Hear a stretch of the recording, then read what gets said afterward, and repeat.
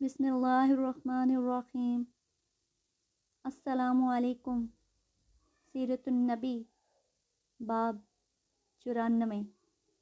पहला उम्रा। हज़रत खालिद बिन वलीद फरमाते हैं कि मैंने ख्वाब में देखा कि मैं एक इंतहाई तंग और खुश्क इलाके में हूँ, लेकिन फिर अचानक वहाँ से निकलकर एक नहायत सरसब्ज़ शादाब और बड़े इलाके में पहुँच गया हूँ। उसके बाद जब हमने मदीना मुनव्वरा की तरफ रवाना होने का फ़ैसला किया तो मुझे सूफ़ान मिले। मैंने उनसे कहा, सूफ़ान, तुम देख रहे हो कि मोहम्मद सल्लल्लाहु अलैहि वसल्लम अरबो अजम पर छाते जा रहे हैं, इसलिए क्यों ना हम भी उनके पास पहुंचकर उनकी अताअत कबूल कर लें, क्योंकि हकीकत में इनकी सरबुलंदी खुद हमारी ही सरबुलंदी होगी।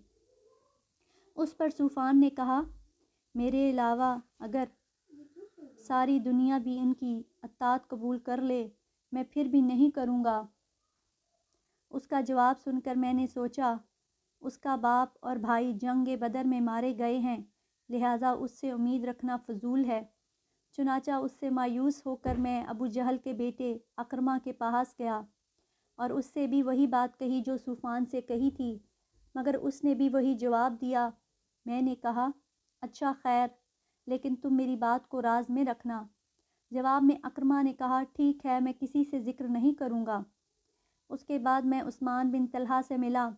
ये मेरा दोस्त था। उसके भी बाप और भाई वग़ैरह ग़ज़वा बदर में मारे जा चुके थे, लेकिन मैंने उससे दिल की बात कह दी। उसने फ़ौरन मेरी बात मान ली। हमने मदीना जाने का वक्त, दिन और जगह तय कर ली। हम दोनों मदीना मुनव्वरा की तरफ रवाना हुए। एक मकाम पर हमें उमर बिन आस मिले। हमें देखकर उन्होंने खुशी का इजहार किया। हमने भी उन्हें मरहबा कहा। इसके बाद उमर ने पूछा, आप लोग कहाँ जा रहे हैं? हमने साफ कह दिया, इस्लाम कबूल करने जा रहे हैं।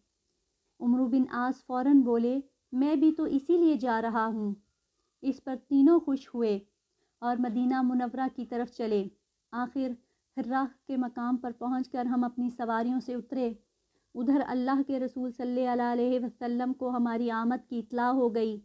आप सल्लल्लाहु अलैहि वसल्लम ने अपने सहाबा से इरशाद फरमाया, मक्का ने अपने जिगर पारे तुम्हारे सामने ला डाले हैं।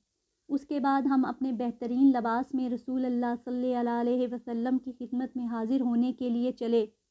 उसी वक्त मेरे भाई वलीद हम तक पहुंच गए और बोले, जल्दी करो, अल्लाह के रसूल तुम्हारी आमद पर बहुत खुश हैं और तुम लोगों का इंतज़ार फरमा रहे हैं। चुनाचा अब हम तेज़ी से आगे रवाना हुए, यहाँ तक कि हजूर सल्लल्लाहु अलैहि वसल्लम के सामने पहुँच गए। हमने आप सल्लल्लाहु अलैहि वसल्लम को सलाम किया। आप सल्लल्लाहु अलैहि वसल्लम ने गर्मजोशी से सलाम का जवाब दिया। उसके बाद मैंने कहा, मैं गवाही देता हूँ कि अल्लाह के सिवा कोई माबूद नहीं और ये कि आप अल्लाह के रसूल हैं। उस पर हजूर अकरम सल्लल्लाहु अलैहि वसल्लम ने फरमाया, तमाम तारीफ़ें उसी अल्लाह के लिए हैं जिसने तुम्हें हिदायत अता फ़रमाई। मैं जानता था कि तुम अक्लमंद हो, इसीलिए मेरी आरज़ू थी और मुझे उम्मीद थी कि तुम खैर की तरफ ज़रूर झुकोगे। उसके बाद मैंने अर्ज़ किया, अल्लाह के रसूल अल्लाह ताला से दुआ फ़रमाएं कि वो मेरी इन गलतियों को माफ़ फ़रमा दे जो मैंने आपके मुकाबले पर आकर की हैं। हजूर सल्लल्लाहु अलैहि वसल्लम इरशाद फरमाया, इस्लाम कबूल करना साबिका तमाम गलतियों और गुनाहों को मिटा देता है। इसी तरह उमर बिन आस और उस्मान बिन तलहा आगे आए और उन्होंने भी इस्लाम कबूल किया। यहाँ ये बात जहन में रहिए कि उमर बिन आस ने दरअसल इससे पहले शाह हबशा नजाशी के हाथ पर इस्लाम कबूल कर लिया था। इस तरह एक तबई के हाथ पर एक सहाबी ने इस्लाम कबूल किया। क्योंकि नजाशी सहाबी नहीं हैं, उन्होंने हजूर अक़दस सल्लल्लाहु अलैहि वसल्लम को नहीं देखा था, लेकिन ताबी वो इसलिए हैं कि उन्होंने सहाबा कराम को देखा था। हज़रत खालिद बिन वलीद के मुसलमान होने के बाद हजूर नबी करीम सल्लल्लाहु अलैहि वसल्लम ने उन्हें हमेशा घोड़सवार दस्ते का अमीर बनाए रखा। ये थी तफसील इन तीन हजरात के ईमान लाने की। हज़रत उमर बिन आस भी बेहतरीन जंगी सलाहियतों के मालिक थे। वो ख़ुद फरमाते हैं कि अल्लाह की कसम, हमारे मुसलमान होने के बाद अल्लाह के रसूल ने जंगी मामलात में मेरे और खालिद बिन वलीद के बराबर किसी को नहीं समझा। फिर हज़रत अबू बकर सिद्दीक़ की खिलाफत के दौरान भी हमारा यही दर्जा रहा। صلح حدیبیہ میں طے پایا تھا کہ مسلمان اس سال تو عمرہ کیے بغیر لوٹ جائیں گے، البتہ انہیں آئندہ سال عمرہ کرنے کی اجازت ہوگی۔ اس معاہدے کی روح سے حضرت صلی اللہ علیہ وسلم عمرہ قضا کی نیت کر کے مدینہ منورہ سے روانہ ہوئے۔ اس موقع پر حضرت صلی اللہ علیہ وسلم کے ساتھ 2000 صحابہ تھے۔ روانہ ہوتے وقت حضور صلی اللہ علیہ وسلم نے اعلان فرمایا کہ جو لوگ صلح حدیبیہ کے موقع پر موجود تھے ان سب کا ساتھ چلنا ضروری ہے۔ چنانچہ وہ سبھی صحابہ ساتھ روانہ ہوئے۔ ان کے علاوہ کچھ وہ تھے جو حدیبیہ میں شریک نہیں تھے۔ حضور صلی اللہ علیہ وسلم کے ساتھ قربانی کے جانور بھی تھے۔ اس سفر میں حضور صلی اللہ علیہ وسلم نے احتیاط کے طور پر ہتھیار بھی ساتھ لیے تھے۔ مسلمانوں میں سے 100 آدمی گھوڑ سوار تھے۔ ان کے امیر محمد بن مسلمہ تھے۔ حضور اکرم صلی اللہ علیہ وسلم نے مسجد نبوی کے دروازے پر احرام باندھ لیا تھا۔ قریش کے کچھ لوگوں نے جب صحابہ کرام کے ساتھ ہتھیار دیکھے تو وہ بوکھلا کر مکہ معظمہ پہنچے اور قریش کو بتایا کہ مسلمان ہتھیار لے آئے ہیں اور ان کے ساتھ تو گھوڑ سوار دستہ بھی ہے۔ قریش یہ سن کر بدحواس ہوئے اور کہنے لگے، ہم نے تو کوئی ایسی حرکت نہیں کی جو اس معاہدے کے خلاف ہو، بلکہ ہم معاہدے کے پابند ہیں۔ جب تک صلح نامے کی مدت باقی ہے ہم اس کی پابندی کریں گے۔ پھر آخر محمد صلی اللہ علیہ وآلہ وسلم کس بنیاد پر ہم سے جنگ کرنے آئے ہیں؟ آخر قریش کے مقروض بن حفص کو قریش کی ایک جماعت کے ساتھ روانہ کیا۔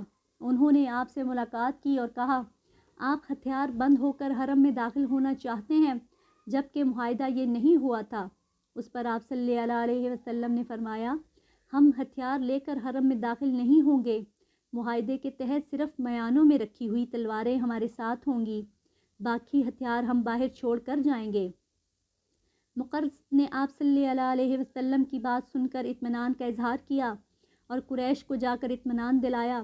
جب حضور اقدس صلی اللہ علیہ وآلہ وسلم کے مکہ معظمہ میں داخلے کا وقت آیا تو قریش کے بڑے بڑے سردار مکہ معظمہ سے نکل کر کہیں چلے گئے۔ ان لوگوں کو حضور اقدس صلی اللہ علیہ وآلہ وسلم سے بغض تھا، دشمنی تھی۔ وہ مکہ معظمہ میں حضور اقدس صلی اللہ علیہ وسلم کو برداشت نہیں کر سکتے تھے، اس لیے نکل گئے۔ آخر آپ صلی اللہ علیہ وآلہ وسلم اور صحابہ کرام مکہ معظمہ میں داخل ہوئے۔ حضور اقدس صلی اللہ علیہ وآلہ وسلم اس وقت اپنی اونٹنی قصوہ پر سوار تھے۔ صحابہ کرام آپ صلی اللہ علیہ وآلہ وسلم کے دائیں بائیں تلواریں لیے چل رہے تھے اور سب لبیک اللہم لبیک پڑھ رہے تھے۔ روانہ ہونے سے پہلے باقی ہتھیار آپ صلی اللہ علیہ وسلم نے ایک جگہ محفوظ کرا دیے تھے۔ وہ جگہ حرم سے قریب ہی تھی۔ مسلمانوں کی ایک جماعت کو ان ہتھیاروں کی نگرانی کے لیے مقرر کیا گیا۔ مکہ کے مشرکوں نے مسلمانوں کو بہت مدت بعد دیکھا تھا۔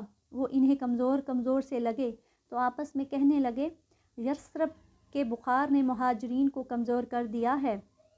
یہ بات آپ صلی اللہ علیہ وسلم تک پہنچی تو حکم فرمایا، اللہ تعالیٰ اس شخص پر رحمت فرمائے گا جو ان مشرکوں کو اپنی جسمانی طاقت دکھائے گا۔ اس بنیاد پر آپ صلی اللہ علیہ وسلم نے صحابہ کرام کو حکم دیا کہ طواف کے پہلے 3 چکروں میں رمل کریں، یعنی اکڑ اکڑ کر اور سینے تان کر چلیں اور مشرکین کو دکھا دیں کہ ہم پوری طرح طاقتور ہیں۔ اس کے بعد جب مسلمانوں نے رمل شروع کیا تو مکہ کے دوسرے مشرکوں نے ان مشرکوں سے جنہوں نے مسلمانوں کو کمزور بتایا تھا کہا، تم تو کہہ رہے تھے کہ انہیں یثرب کے بخار نے کمزور کر دیا ہے، حالانکہ یہ تو پوری طرح طاقتور نظر آ رہے ہیں۔ اس وقت حضرت صلی اللہ علیہ وسلم نے اپنی چادر اس طرح اپنے اوپر ڈال رکھی تھی کہ دائیں کندھے کھلا تھا اور اس کا پلو بائیں کندھے پر تھا۔ چنانچہ تمام صحابہ نے بھی ایسے ہی کر لیا۔ اس طرح چادر لینے کو اصطباح کہتے ہیں اور اکڑ کر چلنے کو رمل کہتے ہیں۔ یہ اسلام میں پہلی اصطباح اور پہلا رمل تھا۔ اب حج کرنے والوں ہوں یا عمرہ کرنے والے، انہیں یہ دونوں کام کرنے ہوتے ہیں۔ نبی کریم صلی اللہ علیہ وسلم معاہدے کے مطابق 3 دن تک مکہ معظمہ میں ٹھہرے۔ 3 دن پورے ہونے پر آپ صلی اللہ علیہ وسلم مکہ معظمہ سے باہر نکل آئے۔ اس دوران آپ صلی اللہ علیہ وسلم نے حضرت میمونہ بنت حارث سے نکاح فرمایا۔ ان کا پہلا نام برہ تھا۔ حضور اکرم صلی اللہ علیہ وآلہ وسلم نے تبدیل کر کے میمونہ رکھا۔